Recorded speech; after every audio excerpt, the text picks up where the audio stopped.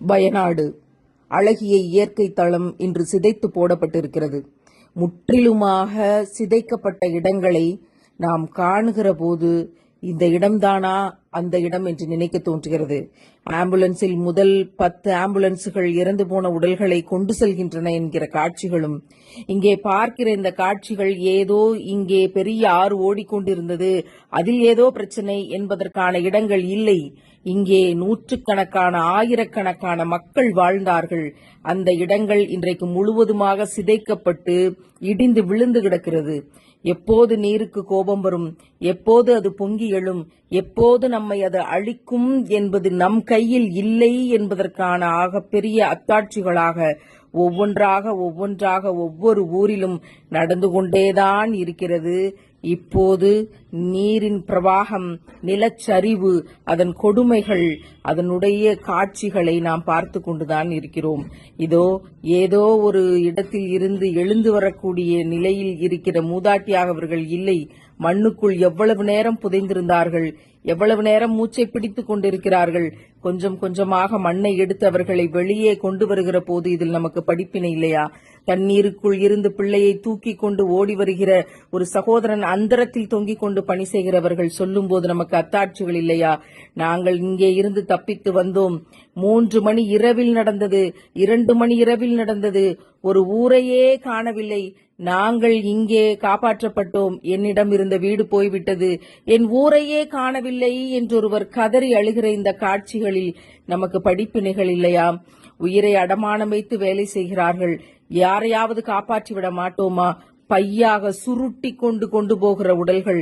தன்னுடைய எஜமானரையும் தன்னுடைய வீட்டையும் நிலச்சரிவுக்கு மத்தியிலே உறவுகளை தேடி ஒரு நாய் கூட அலைந்து கொண்டிருக்கிறதே, இந்த காட்சிகளில் நமக்கு படிப்பினைகள் இல்லையா? மரணம் இப்போதைக்கு இல்லை என்று நினைப்பவன் பொருளை சேர்ப்பதில் நாயாய் அலைகிறான். எந்த நேரத்திலும் மரணம் என்ற நிதர்சனத்தை புரிந்தவர்கள் நாம் இறைவனை நோக்கி நகர வேண்டும். இதோ இந்த இடத்திலிருந்து நாங்கள் காப்பாற்றப்பட்டோம். கையிலே பச்சை பிள்ளையை வைத்துக் கொண்டு என் தாய் இதில் போய்விட்டாள் என்று சொல்லக்கூடிய சகோதரி, இங்கே இருந்த ஊரை காணவில்லை, இங்கே இருந்த மக்களை காணவில்லை, 500 குடும்பங்களை காணவில்லை என்று அழுது கொண்டிருக்கக்கூடிய இந்த சகோதரர்களின் கண்ணீருக்கு பின்னால் என்ன இருக்கிறது? ஹெலிகாப்டர்கள் எல்லாம் தோல்வி அடைந்தன. மனிதனுடைய கண்டுபிடிப்புகள் எல்லாம் இந்த இயற்கை பேரிடர்களுக்கு முன்னால் மண்டியிட்டு கிடக்கின்றன. மனிதா, உன்னால் என்ன செய்துவிட முடியும் என்று இந்த இயற்கையினுடைய அத்தாட்சி நம்மை பார்த்து கேள்வி கேட்கிற நம்முடைய அத்தனை அறிவும் தோற்று போயிருக்கிற இந்த தருணங்களை பாருங்கள். இந்த சகதிகளுக்கு மத்தியில் ஏதோ கிடைக்கிற பிரெட் துண்டை உண்டுவிட்டு இந்த மக்களை காப்பாற்றிக் கொண்டிருக்கிற இந்த சகோதரர்களை பார்க்கிற போது கண்ணீர் பெருகுகிறது. நாம் என்ன செய்ய முடியும்?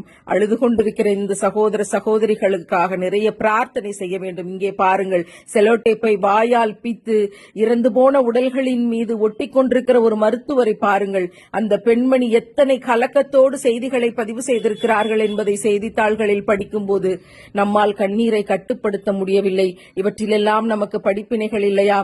ஒவ்வொரு இறந்து போன உடல்களையும் ஆம்புலன்ஸில் ஏற்றிக்கொண்டு போகிறவர்களுக்காக, உயிரோடு இருந்து இந்த பணிகளை செய்கிறவர்கள் சாதி, மதம், இனம், மொழி என்று எந்த விதமான வேறுபாடும் இல்லாமல் இந்த சமூகம் அவர்களுக்கெல்லாம் உணவுப் பொருட்களையும் குடிநீரையும் கொடுப்பதற்காக ஓடிக்கொண்டிருக்கிறார்களே, இந்த மானுட நேயத்தை பாருங்கள். இதில் நமக்கு படிப்பினை இல்லையா? இதில் நமக்கு அத்தாட்சி இல்லையா? சமூகமே, விழித்துக்குள். எதை நோக்கி ஓடிக்கொண்டிருக்கிறாய்? ஓடிக்கொண்டிருக்கிற தண்ணீரில் இதோ அடித்து செல்லப்பட்டு ஒரு உயிர் போய்விடக் கூடும் என்ற நிலையில் 5 பேர் சேர்ந்து உள்ளே போய் அவர்களும் சேர்ந்து சாகத்தான் போறார்களா என்ற நிலையில் எப்படியாவது பாதுகாக்க வேண்டும் என்று உயிரை அர்ப்பணித்து உழைக்கிற இவர்களுக்கு இந்த இம்மையில் கூலி என்ன? இந்த இம்மையில் இவர்கள் எதை அடைந்துவிட முடியும்?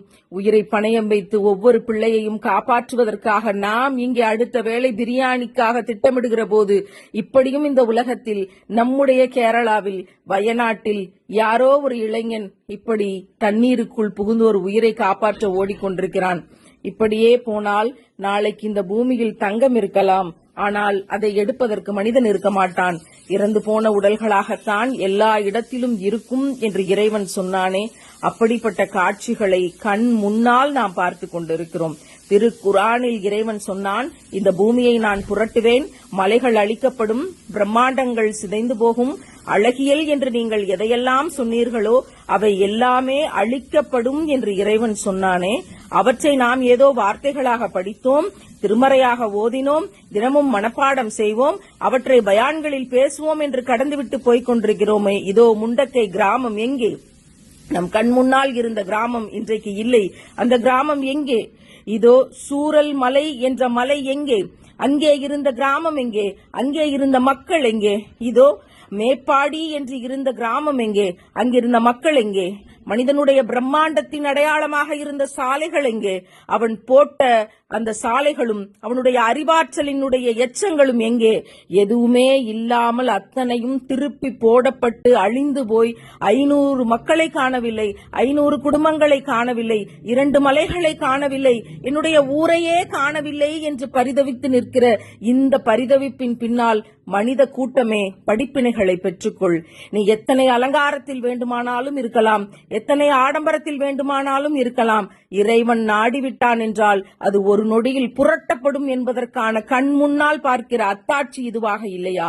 நீங்கள் ஆடம்பரத்தின் பின்னாலும் நீதமாக நடக்க முடியாது, அநியாயமாகத்தான் வாழ முடியும் என்று அரசியல் தளங்கள் இருக்கலாம். இதோ இந்த 6 முடிவெடுத்து விட்டால், இறைவன் அதை நாடிவிட்டால் உங்களுடைய வாழ்க்கை இப்படி ஆகும் என்பதற்கு இது அத்தாட்சி இல்லையா?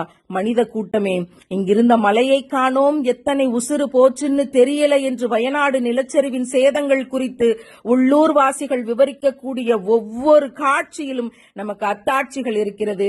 உங்கள் கார்கள் எங்கே? உங்கள் பங்களாக்கள் எங்கே? உங்களுடைய சொத்துக்கள் எங்கே? இதோ ஒரு காலை வைத்துக் கொண்டு உள்ளே புதைந்து கிடக்கிற உடலை எடுப்பதற்காக போராடி கொண்டிருக்கிறார்களே.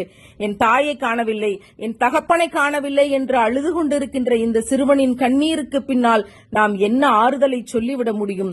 குடும்பம் குடும்பமாக எடுத்த புகைப்படங்கள் இருக்கின்றன, குடும்பத்தை காணவில்லை என்ற சோகத்தின் பின்னால் மனித கூட்டமே படிப்பினைகளை பெற்றுக்கொள்.